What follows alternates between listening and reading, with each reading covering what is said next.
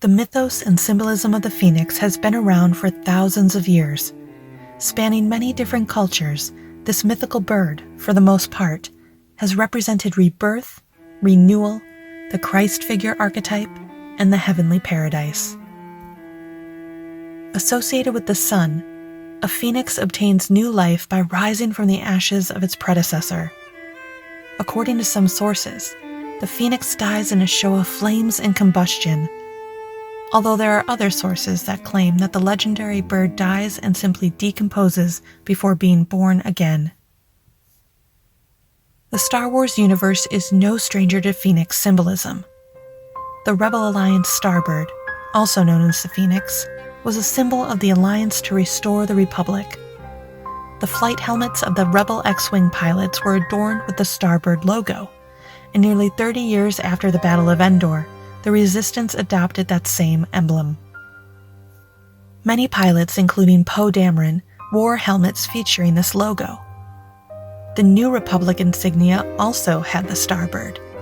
It was created by combining the personal signature of Mandalorian warrior and artist Sabine Wren and the three-pronged symbol used by Resistance leader Saw Gerrera. The Jedi Order symbol also harkens to a phoenix, with large wings, and what looks like a shining light rising out of its center, representing their roles and beliefs. It is a large shining light very similar to how Leia described her son, Ben. He is less a human-shaped thing and more a pulsing, living band of light that sometimes dims, that sometimes is thrust with a vein of darkness. In the mythology of the phoenix, the father must give way to the new phoenix to be born again from his ashes. Before a phoenix dies, it builds a nest of herbs, spices, and branches and sets that nest ablaze. Having then placed himself upon the nest, he dies, but from the dead body a little phoenix springs up.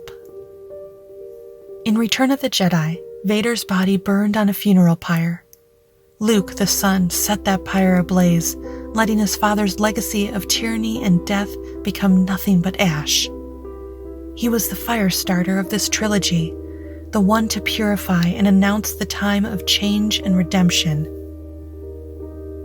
But fire also breaks down the impertainable. It unleashes seeds, which are necessary for life to be born again. The pulsing, living band of light that Leia saw in her womb, Ben Solo, was conceived on Endor, the same planet on which Vader's body burned. What if, as Luke burned his father's body, Ben Solo, with his mighty Skywalker blood, rose above the ashes of his family? He could be the true seed of the Jedi Order, born from the ashes of the Empire, from the ashes of his grandfather. Lor San Tekka said as much. The First Order rose from the dark side. You did not. Ben was not born dark. He was a living band of light with veins of dark. He rose from the light side. Luke purified that funeral pyre for the next chosen one to be born. Vader's body burned, but Anakin Skywalker, the Jedi, returned that night. He became a Force ghost, a feat only given to a few Jedi. Yet Anakin had so much more left to do. So a new chosen one was born from his ashes and on the day of liberation. In Egyptian mythology, the bennu, the phoenix, was the sacred bird of Heliopolis. Bennu possibly derives from the word weben, meaning rise or shine. As a symbol of the rising and setting sun, the bennu was also the lord of the royal jubilee. The day Ben Solo was born was a significant day in the galaxy, for it was the very day that the instruments of surrender were signed and the war between the rebels of the Republic and the Empire officially ended. Leia was very aware of the mind and spirit of the baby within her.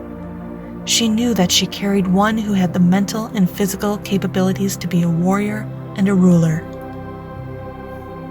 As such, she is suddenly aware of her child's mind and spirit. She senses pluck and wit and steel blood and a keen mind, and by the blood of Alderaan is this one going to be a fighter. Sparks precede fire. Sparks are also associated with Kylo Ren's temperament.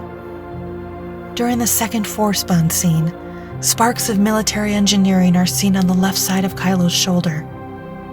Yet they cough, choke, and sputter in gushes and trickles, much like Kylo's temperament, going from accusation to observation to insight to self-disdain. His palm at the end was filled with fire's complement, water, a parallel to the final exchange with his complement, Rey of Jakku.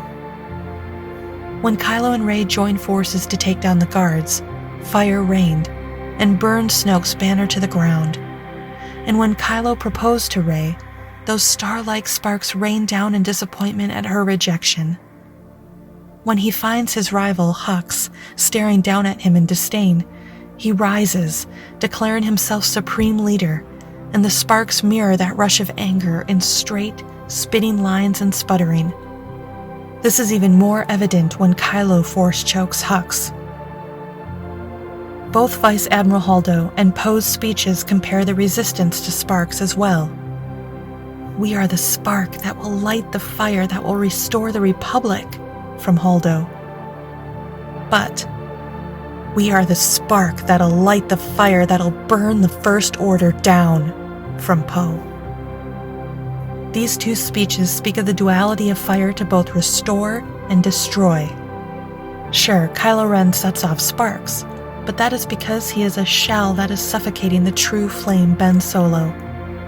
Ben is the flame, the Egyptian phoenix, the bennu, that rises. He is the one who will restore the Republic that his mother and grandmother hoped to build and sustain. He will also be the spark that helps burn the First Order to the ground. The same order that aided him in the destruction of his family. The same order that he now commands as a supreme leader. That order will become ash at his feet.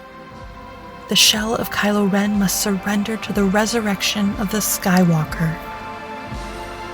In Chinese mythology, the sighting of the phoenix is a good sign that a wise leader has ascended to the throne and a new era has begun.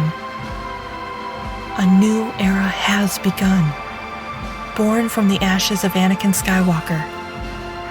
We have witnessed his grandson's descent into Kylo Ren. Now, we will watch Ben Solo rise. From the ashes a fire shall be woken, a light from the shadows shall spring. Renewed shall be blade that was broken. The crownless again shall be king.